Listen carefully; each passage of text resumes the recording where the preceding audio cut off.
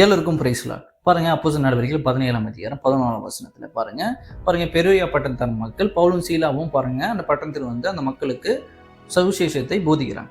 அந்த சுவிசேஷத்தை அவர்கள் ஏற்றுக்கொள்கிறார்கள். வெறும் ஏற்றுக்கொண்டது மட்டுமல்ல, தினந்தோறும் வேத வாக்கியங்களை எடுத்து ஆராய்ந்து பார்த்தார்கள் என்று குறிப்பிடப்படுகிறது. ஏன் ஆராய்ந்து பார்க்கறாங்க? பாருங்க, பவுலும் சீலாவும் சொன்னது வேத வாக்கியத்தின்படி இருக்குதா என்பதை அவர்கள் ஆராய்ந்து பார்க்கிறாங்க.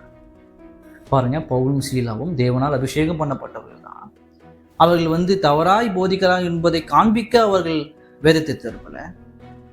அவங்க சொல்றது, அவங்க மெய்யான அபிஷேகம் பண்ணப்பட்டவங்க தான். ஆனாலும் அவங்க சொல்றது வேதத்தின் அடிப்படையில் இருக்குதா என்பதை அவர்கள் ஆராய்ந்துப்பாங்க. பாருங்க, எத்தனை நாள் நம்ம அனைவரும் நம்முடைய சபையில இதை செய்திருப்போம். நம்முடைய மூப்பர்கள், நம்முடைய மெய்ப்பர்கள் நமக்கு போதிக்கும் போது இது உண்மையா வேத வாக்கியத்தின்படி தான் இவங்க போதிக்கிறாங்கன்னு எத்தனை நாள் நம்ம பைபிள் திரும்பி பார்த்துருப்போம். ஏன்னா நம்ம பைபிள் சபை கொண்டு போகிறது இல்லை. பாருங்க, பைபிளை வந்து ஒரு பாக்கெட் சைஸா ஆக்கி பாக்கெட்ல வச்சு பெருசா பாருங்க டேபு ஃபோன் எடுத்துட்டு போறதுனால பெருசா இல்லை பாருங்க. ஆனா வேதத்தை எடுத்துட்டு போவது மிக முக்கியம். பாருங்க ஒரு மாணவன் ஸ்கூலுக்கோ இல்லை காலேஜுக்கோ எப்படி அவன் புக் எடுத்துட்டு போறாங்களோ அந்த மாதிரி பாருங்க சபைக்கு நம்ம பைபிள் எடுத்துட்டு போவது மிக முக்கியம். பாருங்க, அப்போதுதான் பாருங்க, அதனால தான் பாருங்க யார் எப்போ எப்படி போதிச்சாலும் நம்ம வெறும் கேட்டு அதை நம்பிட்டு வரோம். நம்ம பைபிள் திறந்து இந்த வாக்கியங்கள் வேதத்தின்படி தான் இருக்கான்னு நம்ம ஆராய்ச்சி செய்யறதில்லை. பாருங்க, இயேசு சொல்லுகிறார், சத்தியத்தை அறியுங்கள், சத்தியம் உங்களை விடுதலையாக்குன்னு சொல்றாரு. வெறும் மொட்டையா சத்தியம் உங்களை விடுதலையாக்குன்னு சொல்ல, சத்தியத்தை அறியுங்கள்.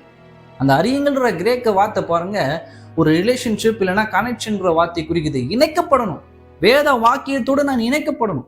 அப்போதான் நான் உண்மையான விடுதலை பெற முடியும். கேட்டுங்களா? பாருங்க, பல வேலை நம்ம அதை செய்யறது கிடையாது. வெறும் கேட்டு அதை அப்படியே நம்பிட்டு வந்துடும்.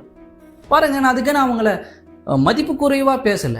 அவங்க சொல்ற சத்தியத்தில் இருக்கா நான் முதல்ல திறந்து பார்க்கணும். பாருங்க, வேதத்தை அப்ப திருப்பி என் கண் அதுல பார்க்கும் போதுதான் நான் விசுவாசிக்க முடியும். ஓ, அடிப்படை தான் பேசுறேன் என்பதை நான் புரிந்து கொள்ள முடியும். ஏன்னா பாருங்க, அது குறித்து ஒரு பெரிய வெளிப்பாடு இல்லை. எப்படி வேணா போயிடலாம், எப்படி வேணா பண்ணிக்கலான்றதை மட்டும் தான் நம்ம யோசிக்கிறோம். பாருங்க, வெறும் அது புத்தகமா தான் நம்ம நினைக்கிறோம் வேதத்தை.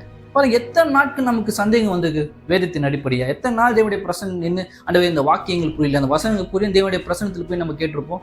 ஏன்னா நம்முடைய சபை ஃபாஸ்டர்கிட்டயோ இல்லை மூப்பர்கிட்டயோ எத்தனை நாள் நின்று டவுட் கேட்டிருப்போம். இல்லை எத்தனை நாள் பாருங்க நம்மளை அவங்களுக்கு கூப்பிட்டு ஏதாவது சந்தேகம் இருக்கா அவங்க நம்மளை கேட்டிருப்பாங்க. ஏன் இது ஒரு மிஸ்ட்ரியாவே இருக்கு? ஏன் இது குறித்து பெருசா வெளிப்பாடு இல்லை? பாருங்க, ஒரு ஹீலிங் மீட்டிங், ஒரு மிராக்கிள் மீட்டிங்னா நம்ம போறோம். ஆனா பைபிள் டீச்சிங் மீட்டிங் நம்ம போக மாட்டேங்கிறோமே. ஏன்னா அது குறித்து பெரிய ஒரு வாஞ்சையில பாருங்க, ஏதோ போனா போதும் நம்ம ஓடுறோம். ஆனால் வேதம் பாருங்க நமக்கு மிகப்பெரிய ஒரு சத்திய வாய்ந்த ஒரு கேடு.